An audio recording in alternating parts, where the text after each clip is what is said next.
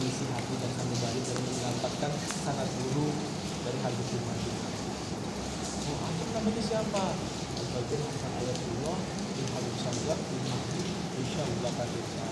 Habib Sagaf bin Mahdi yang memiliki sholawat Sajaratul Nukul. Antum tahu, anak pokoknya minta supaya diberikan ijazah sholawat tersebut. Padahal Al-Bagir belum pernah mengamalkan waktu itu. Paling hanya sekedar, hanya sesekali, tidak istiqomah.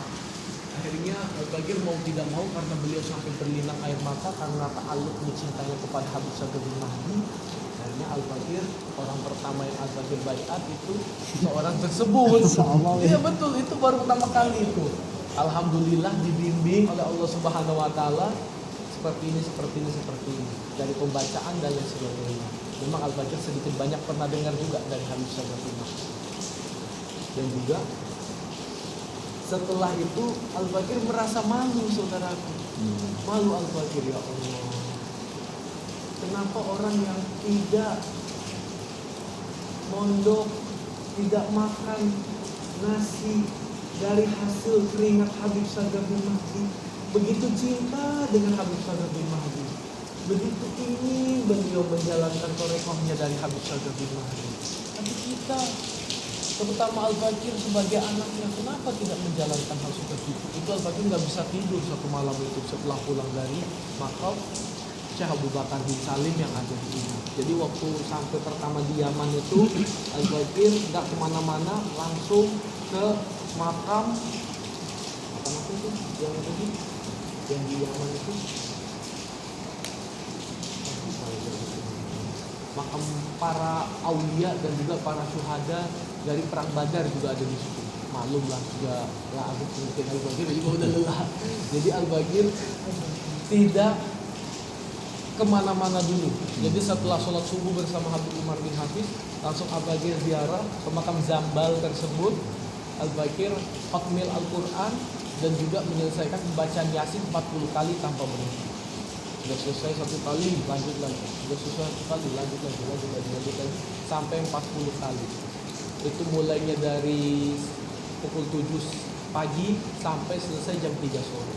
Nah setelah itu pembacaan Yasin selesai, pulang dari makam Zambal, Habib Umar tanpa pengawalan sama sekali berjumpa dengan Al-Bagir dan juga langsung mendoakan Al-Bagir menjadi muridnya. Jadi Al-Bagir ibarat ketemu Habib Umar bin Hafiz itu bukan seperti murid dan guru, tapi seperti ayah bertemu dengan anaknya. Nah, itu setelah itu lalu Al-Bagir menyampaikan sholawat Sajaratul Nukul tersebut. Terus Al-Bagir nggak bisa tidur malam-malam karena kepikiran kan. Al-Bagir sudah membaiat orang untuk baca sholawat, tapi Al-Bagir nggak mengamalkan. Masih ingat itu Al-Bagir? Nggak mengamalkan, bagaimana ini? Akhirnya Al-Bagir mulai ikut torekohnya Habib Sagaf bin Mahdi. Jadi setelah selesai sholat isya, jangan beranjak dari tempat duduk kita waktu selesai sholat. Baca dulu sholawat kepada baginda Rasulullah SAW sebanyak 400 kali. Allahumma sholli ala sayyidina Muhammad wa ala sayyidina Muhammad. Tidak pernah putus, dan juga membaca sholawatnya itu satu kali nafas. Tarik, Allahumma sholli ala sayyidina Muhammad wa ala ali sayyidina Muhammad. Baru ambil nafas. Allahumma sholli ala sayyidina Muhammad wa ala ali sayyidina Muhammad. Baru ambil nafas. Jadi jangan diputus. Allahumma sholli ala sayyidina Muhammad, berhenti. Wa ala ali sayyidina Muhammad. Jangan. Dilanjut aja terus. Itu nggak sampai setengah jam. Sudah selesai, baru istirahat. Kalau sambil mungkin sambil bercengkrama dengan keluarga, sambil kita membaca sholawat tersebut. Nah setelah Al-Bagir, alhamdulillah tahadus binikmah biiznillah tabarakallah, insyaallah lidah ini tidak pernah putus membaca sholawat kepada baginda Rasulullah SAW. Gak pernah putus sampai sekarang, dan itu berkahnya Al-Bagir yang merasakan. Ya, sampai kendaraan semua tidak ada yang Al-Bagir dulu. Mungkin dulu Al-Bagir kerja keras, menjadi kontraktor lah di Sidukun, tahu nih ceritanya, beli rumah murah, rehab, jual ini itu dan lain sebagainya. Mendapatkan rezeki hanya seperti itu saja, sesuai dengan batas rezeki yang Allah berikan kepada kita. Tapi setelah mengamalkan sholawat tersebut, Al-Fakir tidak pernah keluar keringat sama sekali untuk mendapatkan rezeki yang begitu besar dari Allah Subhanahu wa taala. Benar, demi Allah, demi Rasulullah. Demi Allah, demi Rasulullah. Hati menjadi tenang. Wajah terpancar cahaya nurnya Allah Subhanahu wa taala. Selalu melihat cermin. Tidak pernah hati ini selalu berat untuk melaksanakan ibadah. Itu dari berkah dari situ. Baru Al-Fakir sadar, subhanallah, ternyata Thariqahnya Habib Sagaf bin Mahdi inilah kunci dari kehidupan kita. Kunci dari beban-beban kita selama ini yang diturunkan oleh Allah Subhanahu wa taala. Sudah diberi kunci untuk menyelesaikan masalahnya, solusinya oleh Habib Sagaf bin Mahdi. Cuma tadi kembali lagi kepada kita. Kita ini istiqomah. Itu saudara. Dan juga yang paling Al-Fakir ingatkan satu hal, jangan pernah ada sifat suudzon di dalam hati kita. Satu, itu ilmu paling penting. Karena suudzon itu, jika kita benar, apa yang terlintas dalam hati kita untuk melaksanakan hal yang tidak baik itu, kita tidak dapat apa-apa, tidak dapat pahala, tidak dapat kelebihan dari itu. Tapi kalau itu tidak terjadi dan tidak terlaksana dari apa yang pikiran buruk yang telah kita sampaikan, itu menjadi dosa besar.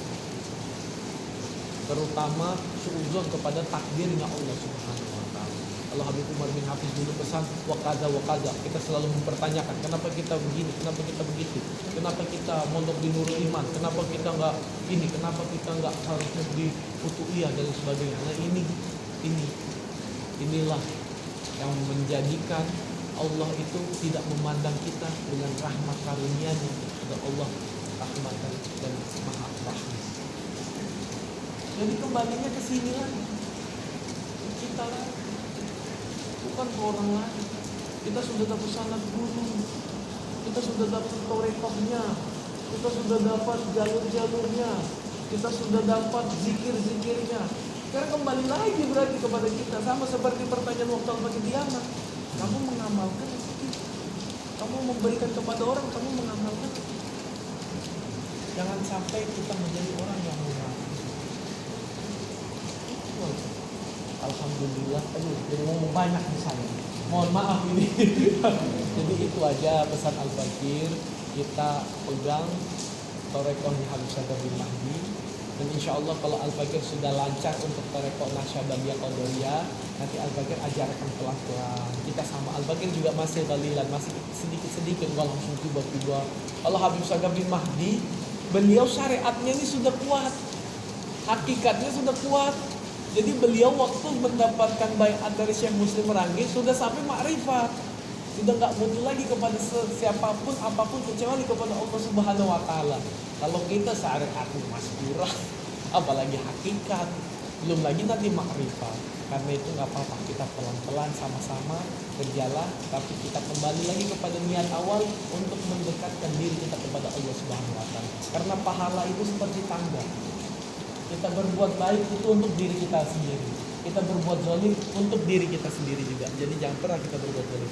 Pahala seperti tangga, nanti kalian sedikit-sedikit itu naik. Sedikit-sedikit itu naik.